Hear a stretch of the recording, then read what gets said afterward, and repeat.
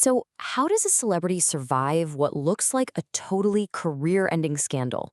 You'd probably expect, a tearful confession, or maybe they just disappear from the public eye for a while.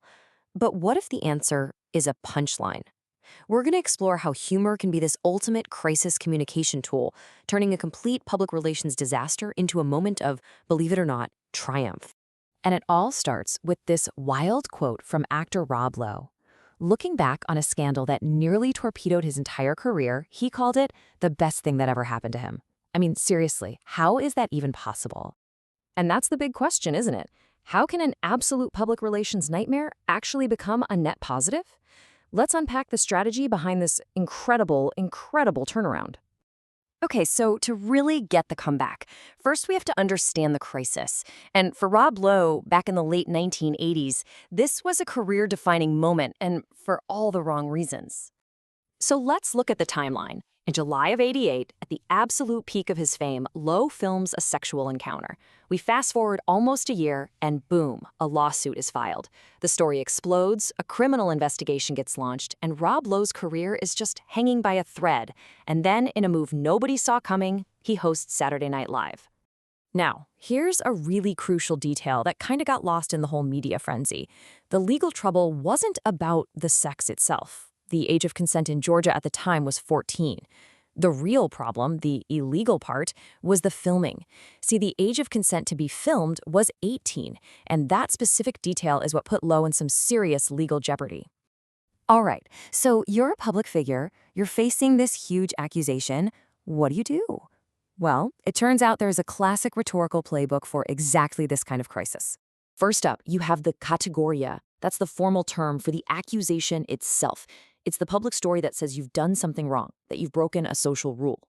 In Lowe's case, the categoria was just brutal. He was being painted as a predator. And the response to a categoria is an apologia. Now listen, this doesn't just mean an apology. An apologia is a speech of defense. It's your whole strategy to reframe what happened and try to save your reputation.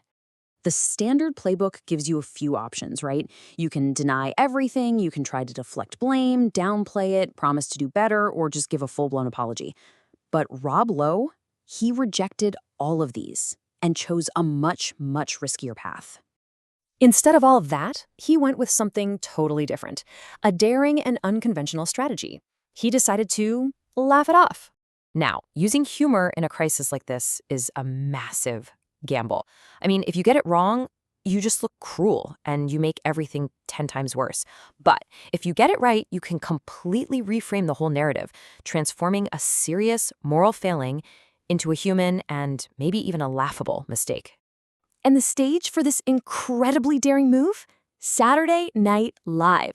SNL is so much more than a comedy show. It's like a warped funhouse mirror of our society.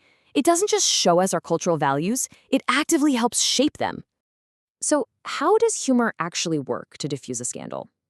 Well, it comes down to something called the benign violation theory. Here's how it works. First, you've got the violation. That's the scandal. Then, you create a benign or harmless context. In Lowe's case, the safety of a comedy show. When the audience can hold both of those ideas in their head at the same time, this is wrong, but also it feels safe. That's where the laughter comes from. That's the punchline. The theory makes a lot of sense, right? But it's all about the execution. And Lowe's choice of SNL as the venue, that was a stroke of genius. See, going on SNL lets a celebrity face the controversy, but on their own terms. It's not some intense grilling by a journalist. It's a performance, all wrapped up in the safety of comedy. You get to be in on the joke, not just the butt of it. SNL is a powerful cultural framer. It's basically the place where America debates social norms and pop culture. If you can land a joke about your own scandal on that stage, you're not just defending yourself. You are actively shaping the public's final verdict. So, what happened? What was the result of this bold, humor-based strategy? Well, let's take a look at how it completely flipped the narrative on its head. I mean, just look at this transformation. The crisis narrative was all about a potential criminal act by a predator, but through humor, Lowe managed to reframe it as simply bad judgment, a careless mistake. A career ender became a punchline, and a public disgrace became an acknowledged misstep. That is a huge shift. And Lowe himself took responsibility. He said, I made a mistake. I used bad judgment. But then he drew this really crucial line in the sand. Just because people will say you have fucked up does not mean you are fucked up. He separated the action from his identity, and that's a move made possible almost entirely by his humorous approach. So what's the lasting impact of all this? Well, it turns out Rob Lowe's scandal was actually a major turning point in celebrity culture. Think about this. Rob Lowe basically pioneered the modern celebrity sex tape. He took what was a definite career breaker, and through his smart use of humor and self-deprecation, he paved the way for it to eventually become a career maker. This comparison really highlights a fascinating cultural shift. For Rob Lowe in 1988, that tape was a career breaker that required this long, careful recovery. But by 2007, when Kim Kardashian's tape came out, the playbook had completely flipped. For her, it became a career maker, something to be instantly leveraged into a global brand. What was once a source of deep shame had become a launchpad for fame. And this all brings us to a really important question for today. Rob Lowe's strategy worked in the 90s, but could it possibly work now? In our current age of endless online outrage, can you still laugh a major scandal away? Or has the game just completely changed forever?